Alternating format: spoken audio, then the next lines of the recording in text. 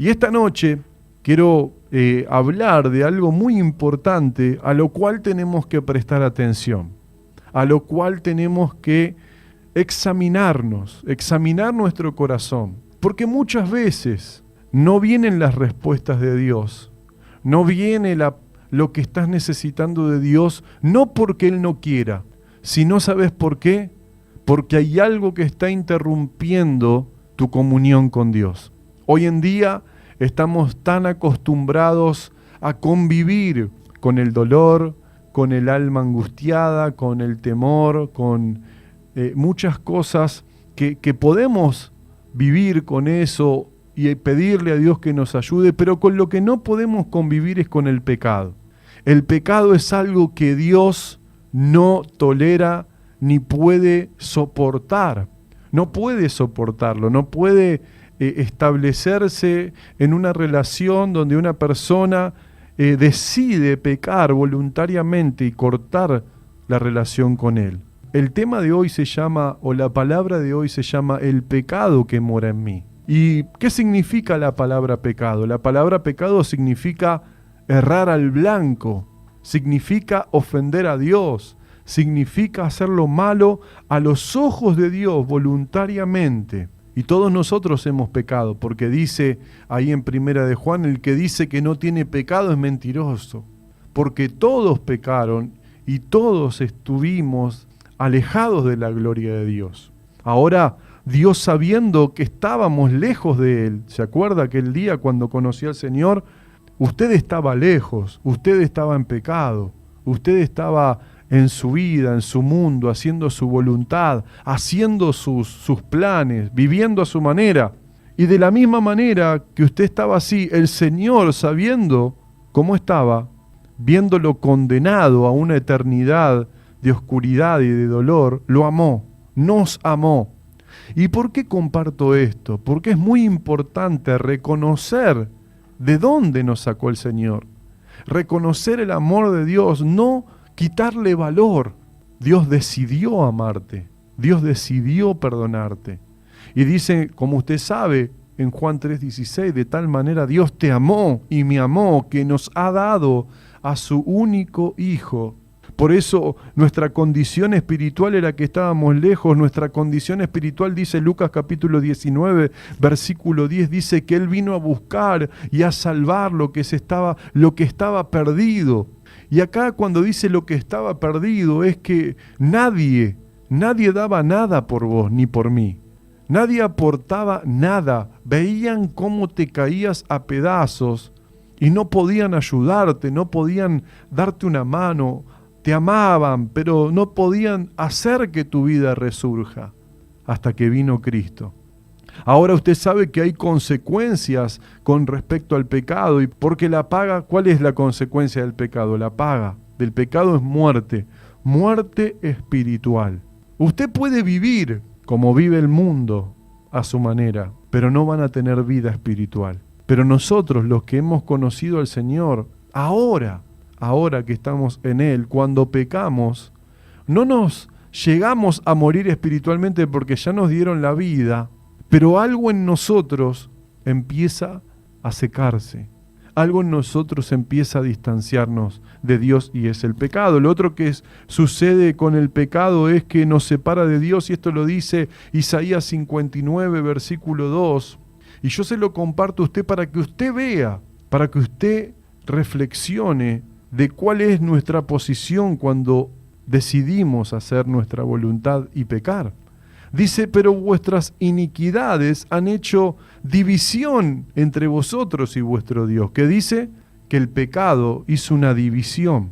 Es como que levantó una pared y Dios está de un lado y vos estás del otro. Eso es lo que hace el pecado.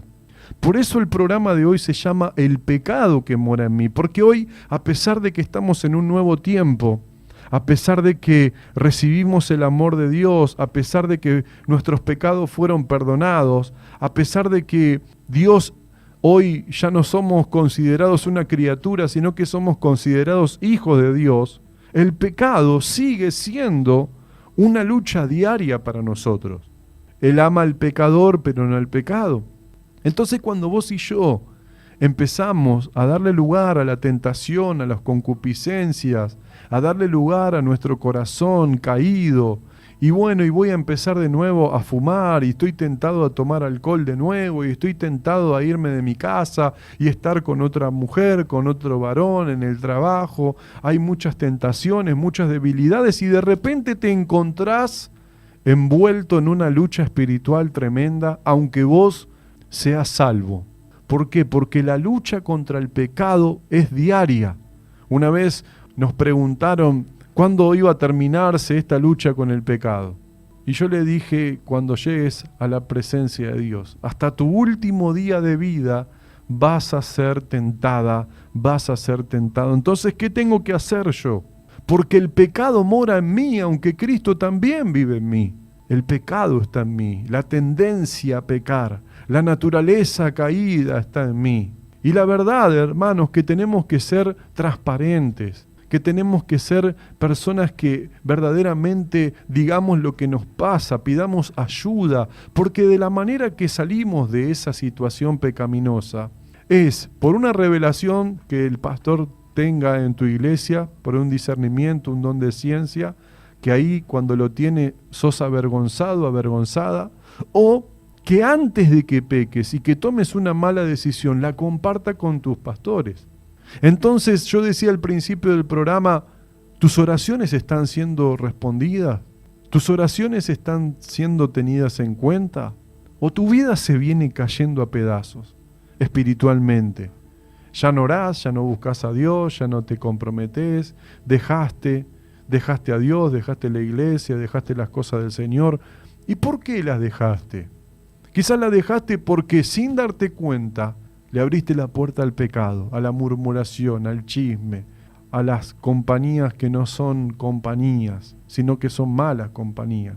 Entonces de repente hoy estás angustiado, estás angustiada, tu mente está turbada, tu corazón está mal y tus oraciones no están siendo respondidas. ¿Será que es por el pecado? En un momento en Juan capítulo 4, ¿se acuerda el paralítico de Betesda? Había sido sano. ¿Cuánto tiempo estuvo enfermo? Estuvo como 30 y pico de años enfermo.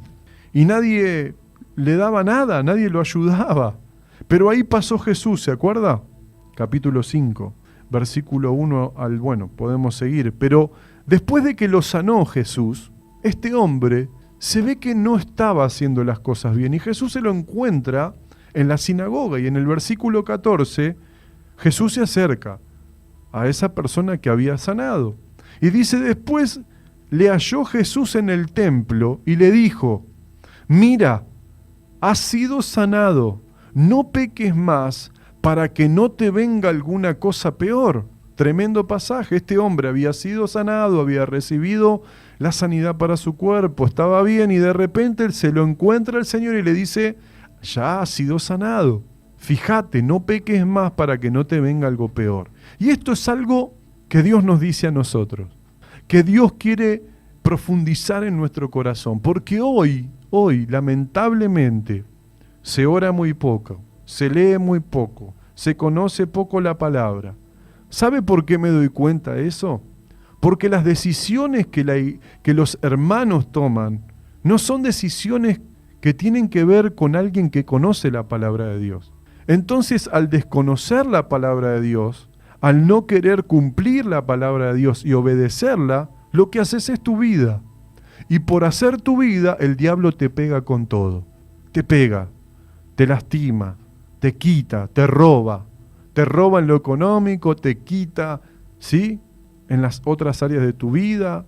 Y uno tiene que prestar atención, porque si uno se pregunta, dice, ¿y Dios dónde está? ¿Qué está haciendo Dios? ¿No es poderoso? Yo oro, yo busco, yo me pongo en la mano de Dios. ¿Y qué pasa acá? Que Dios no obra. Y Dios te responde con esta palabra y te dice, ¿tu vida está en orden? Entonces, en Romanos capítulo 3, versículo 21, quiero mostrarte lo que Él hizo frente al pecado, porque Él no nos condena. Él no nos quiere condenar, es mal, Él hizo todo lo posible para que nosotros seamos justificados. Por eso dice, pero ahora, aparte de la ley, se ha manifestado la justicia de Dios. La justicia, ¿cuál sería la justicia de Dios para un pecador? Condenarlo por su pecado. Pero dice, la justicia de Dios testificada por la ley y por los profetas. Dice, la justicia de Dios por medio de la fe en Jesucristo. Esto significa que si vos le entregás tu vida a Cristo por la fe, le entregás tu vida como Salvador, como Señor, ya te justificas de tu pecado.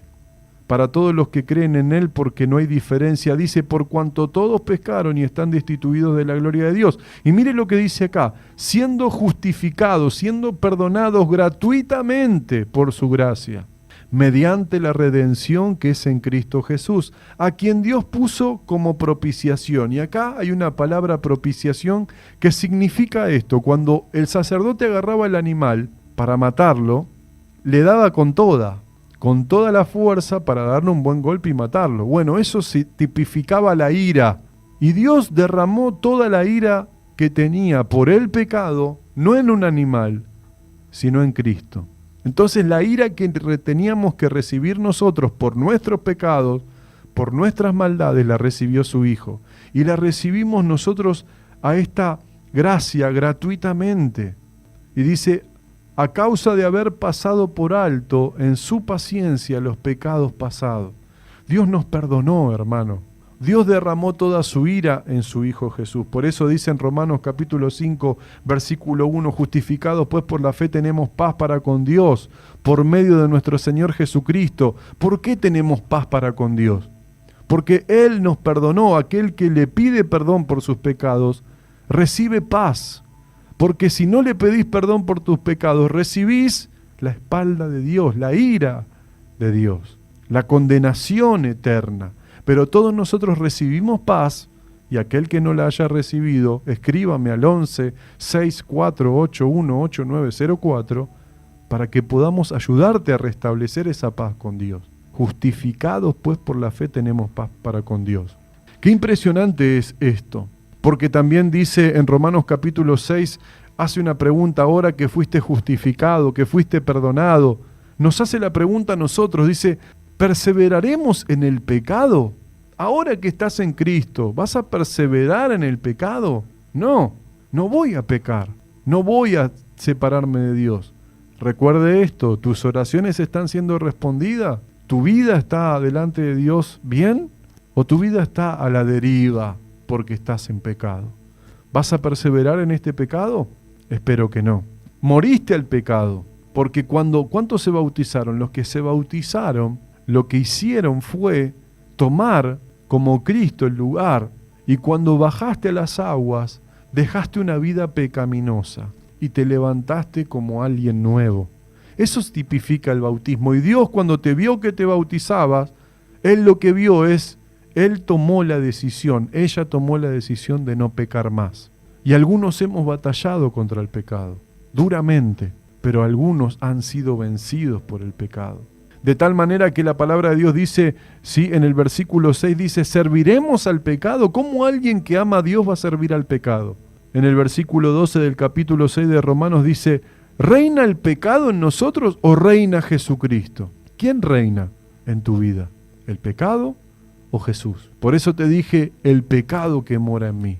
El programa de hoy es el pecado que mora en mí. Y es mi anhelo, es mi deseo que esta palabra traiga luz para que tomes una decisión, para que te des cuenta que quizás Dios no es que no te quiere ayudar, sino es que vos tenés que tomar decisiones que hagan que tu relación con Dios se ponga en orden, para que Él pueda responderte. Por último dice Josué capítulo 3 versículo 5, mire lo que dice, una palabra muy conocida ahí en Josué capítulo 3 versículo 5, antes de ir a la batalla, usted sabe que era un conquistador Josué, tuvieron que tomar una decisión antes. Y lo dice ahí en Josué capítulo 3 versículo 5, Josué le dice al pueblo, santifíquense, porque Jehová hará maravillas entre vosotros. Jehová hará mañana maravillas entre nosotros. ¿Cuál es la condición? Que vos y yo nos santifiquemos, que vos y yo vivamos en santidad, que nos esforcemos, que no le sirvamos al pecado, que muramos verdaderamente al pecado, no dándole lugar, llenándonos de Dios. ¿Cuántos necesitan ser libres de algún pecado? Podés escribirme al 11 6481 8904 y confesar Confesáselo a Dios, pero si querés compartirlo y orar, vamos a orar. Pero necesitas hacer las paces con Dios. Y decir lo que dijo Josué: santifiquémonos, porque mañana Dios hará grandes cosas. Dios quiere hacer grandes cosas en tu vida. Llegó el tiempo de que tomes una decisión.